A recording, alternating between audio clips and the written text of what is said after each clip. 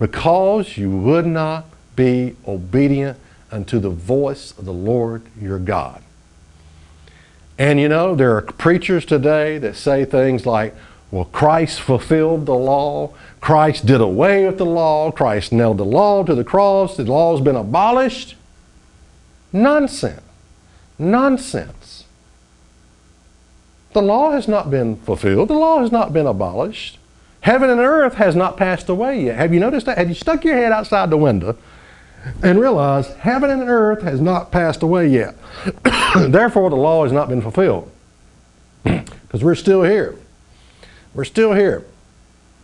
And this condition here, because you would not obey the voice of the Lord your God, you would not be obedient to the voice of the Lord your God.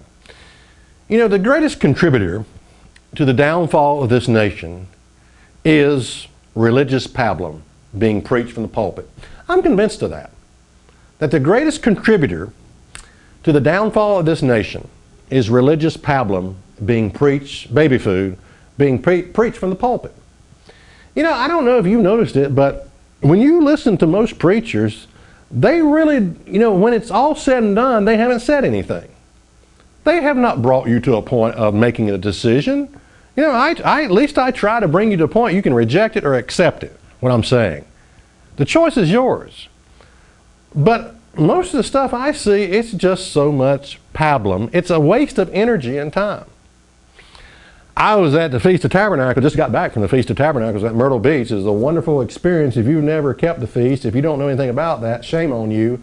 You need to get educated about what your Bible says about these holy days. They are appointments with God, the Feast of Tabernacles. They're in your Bible. They're the Feast of Jehovah. Does that ring a bell? Feast of Jehovah? Yeah, okay.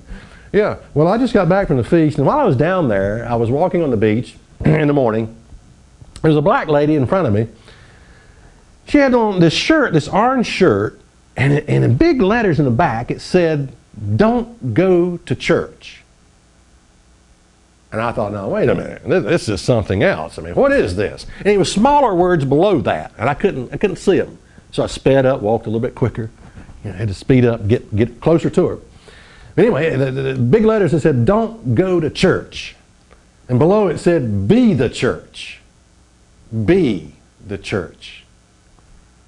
And you know, I love that. I see a lot of people going to church, and that's about as deep as it gets. They just go to church. Go to church.